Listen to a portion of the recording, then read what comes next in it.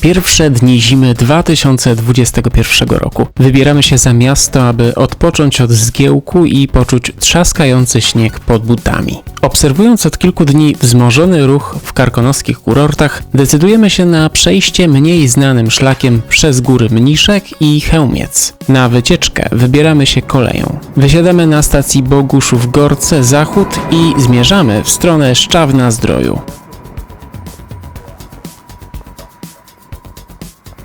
I co teraz? Teraz idziemy na szlak. Którędy? Prowadź.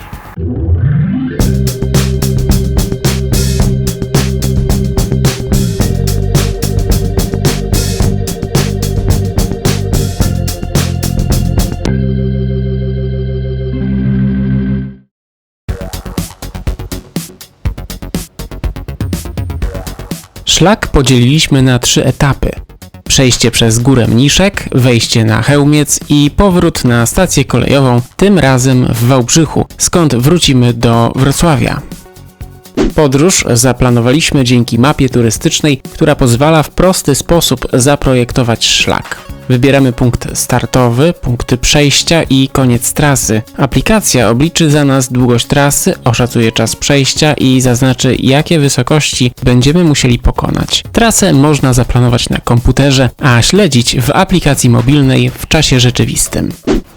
Zdejmujemy maseczkę, bo jesteśmy na terenie leśnym.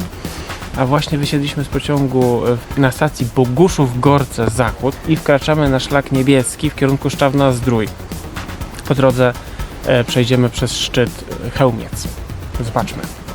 Już przy wejściu na Mniszka doświadczyliśmy pierwszych problemów. Gęsty śnieg utrudniał wejście stromym zboczem, dlatego od razu założyliśmy na buty raczki. Jest dużo śniegu, jest stromo, więc w takich butach niby zimowych, ale płaskich można się wywrócić, podchodząc do góry. Tak naprawdę to powinienem usiąść. Jak? No to idziemy. Od razu bezpiecznie. Przejście przez Mniszka było bardzo spokojne. Nie spotkaliśmy na szlaku nikogo poza grupką jelonków. Są tam ale ładne, skaczą, widzicie?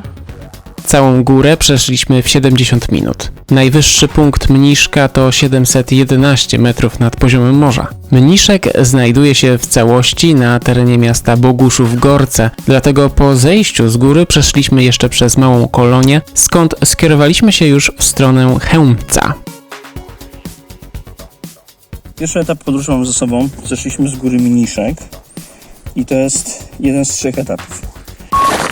Kawałek szlaku niebieskiego idzie się po drodze, dlatego lepiej trzymać pobocza, bo kolce raków źle sobie radzą z asfaltem. Już schodzimy zaraz znowu na niebieski szlak. Będzie spoko, luzik.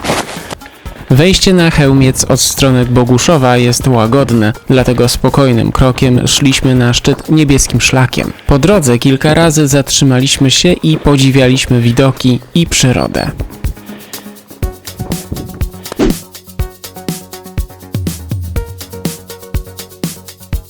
Przechodząc koło niższego szczytu Chełmca, znaleźliśmy się na terenie ekomuzeum wokół Trójgarbu. Jest tutaj również droga krzyżowa trudu górniczego, której ostatnia stacja znajduje się już niemal na szczycie góry Chełmiec.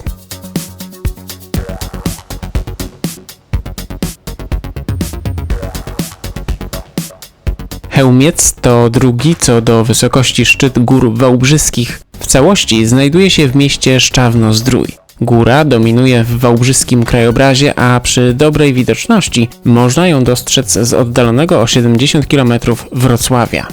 Na szczycie góry jest kilka obiektów. Najstarszy to kamienny budynek stylizowany na ruinę, wzniesiony pod koniec XIX wieku dzięki pomocy finansowej Hochbergów. Istnieje również ośrodek radiowo-telewizyjny z wieżami nadawczymi. Na wzgórzu zobaczymy też ogromny krzyż milenijny, a na placu miejsca rekreacyjne z ławkami i paleniskami dla turystów.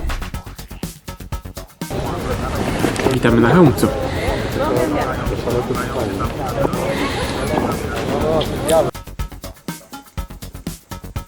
Zejście z góry znajduje się za krzyżem i jest to najbardziej stromy szlak, jaki tego dnia widzieliśmy. Bez raczków było bardzo trudno się po nim poruszać.